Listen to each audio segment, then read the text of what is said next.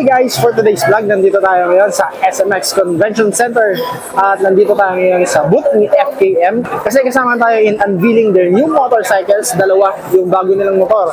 Itong isa para nakikita ko cruising type at yung isang nandun sa likod ay mukhang scooter. So abangan nyo yung specs, tutukan nyo itong buong video na to. Natutuwa rin ang another milestone na naman sa ating pag-vlog dahil na-invite tayo ni FKM. Shoutout sa inyo FKM, lalo na po sa FKM Muntinlupa. Hello po sa inyo dyan. Yun na.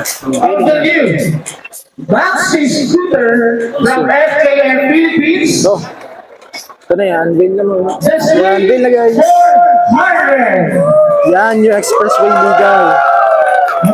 Wow. Pogi. And ang lapad. Sleek 400. Nandito na guys, ang pinakabagong maxi scooter ni FKM. Dati yung maaalala ninyo, meron na siyang sleek na 150 dati, which is yung andun sa gilid. Ngayon, mas pinalaki na siya sa expressway legal. At kung comfort and style ang hanap mo, siguradong pasadong-pasado sa'yo itong scooter na to. Meron siyang malasufang upuan at ang kanyang presyo, mas mura kaysa sa mga maxi scooters na nasa market ngayon. Kaya abangan nyo ang revealing ng kanyang price. Pero unahin muna natin yung kanyang specs. Ito ay naka 4-valve, naka liquid cooled. Ang displacement nito is exactly 400cc. May maximum horsepower ito na 21.7 kilowatt at 7,500 RPM. So napakalakas ng kanyang maximum power. Pero sa torque naman may bubuha kaya ito ay 33.5 Nm at 5,500 RPM. Of course, EFI na to, fuel injected, at yung kanyang braking system, both front and yung kanyang rear ay naka-ABS na.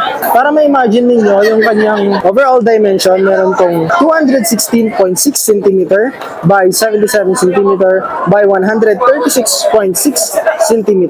Curb weight nito, ibig sabihin ng curb weight, walang langis at wala pang gasolina, 200 kilograms. Ibig sabihin, may kaagaanan itong motor na to compared sa other 400cc. Puntahan muna natin dito sa kanyang gulong. Ito, makikita natin yung kanyang gulong ay napakataba na rin. Meron tong CST tires at 120/70 by 14 mags. Ibang disenyo naman, bago sa paningin. And of course, pag-aangat ka dito, meron din siyang reflector. Yung kanya namang radiator nandun sa kanyang ilalim. Babaling ka naman dito sa kanyang side, meron tong nakalagay na 400 na naka-emboss na decals dyan. Lahat ng ilaw naman niya dito ay all LED. At ang maganda dito, 6 na projector light yung nakalagay sa kanya. Ang daytime running light niya, napakaangas dito. At ito yung kanyang daytime running light. Siyempre, para halatang naka-ABS, may decals to na ABS. Ayan o. Single disc lang dito sa kanyang harapan. At sa pagkakasipat ko, naka-triple pot caliper siya. Other details naman dito sa kanyang side, ito napakalaki, 400. Okay naman yan para pagpapasok ka sa expressway, wala nang question, 400cc ang kanilang mababasa. At napakasungit yung kanyang headlight. Ayan, split type na rin po yan. Ayan, napakaganda rin yung finish ng kanyang paint. Dito sa kanyang gitna, matte yan. And then for the rest of the body is glossy. Punta naman natin yung kanyang windshield. Ayan, ito po yung kanyang windshield, napakataas. Kaya lang hindi pa po ito movable. Ayan, naka-fix pa rin po yan. Pero at least yung kanyang windshield ay napakataas. Napakaganda niyan for long ride. Imbis na sa helmet mo tatama yung mga insekto, itong windshield yung sasangga. Ito naman yung itsura ng kanyang side. Napakasimple lang din. Meron lang tayo makikita dito na sleek 400. May mga details na rin yung kanyang footpad dito. Ayan, may cruising type na rin yan, saka may standard. Yung cruising type, gamit na gamit yan, lalo na pag sa long ride. Napaka-relax ng katawan mo dito.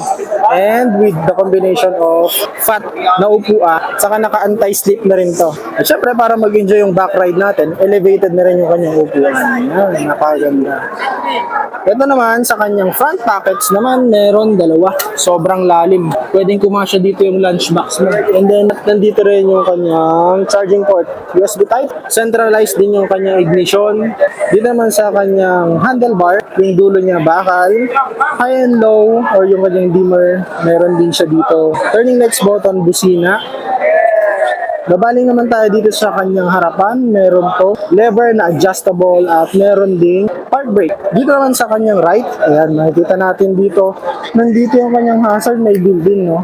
Meron din siyang kill switch. Nandito rin yung option natin para sa kanyang light starting system niya, which button only.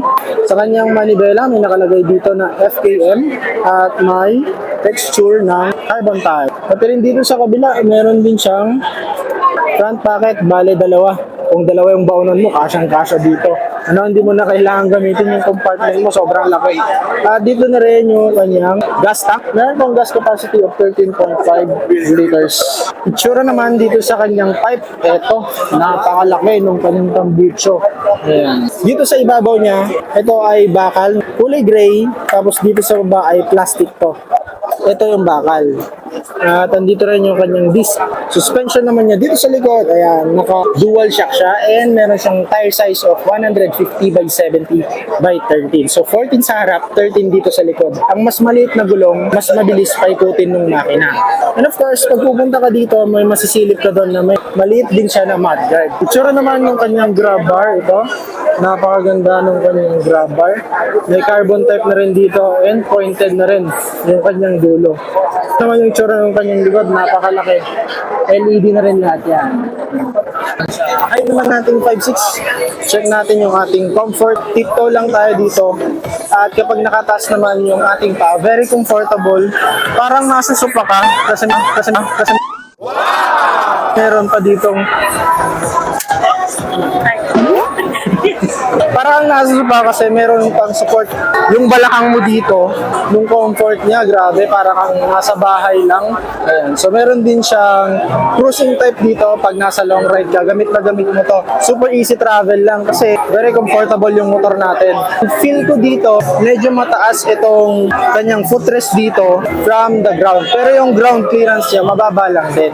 Kaya yung manubela mo, halos nandito na sa tuhod mo. SRP naman natin dito sa motor na to, 288,000. Para sa mga keyboard warriors natin, sulit ba yung 288,000 mo dito sa ganitong pagwapang motor? Ang inyong mga nasa isipan, i-comment nyo na dun sa comment section below. Abangan nyo yung isa pa nating upload. Hanggang dito na lang guys. Thank you for watching. Bye safe!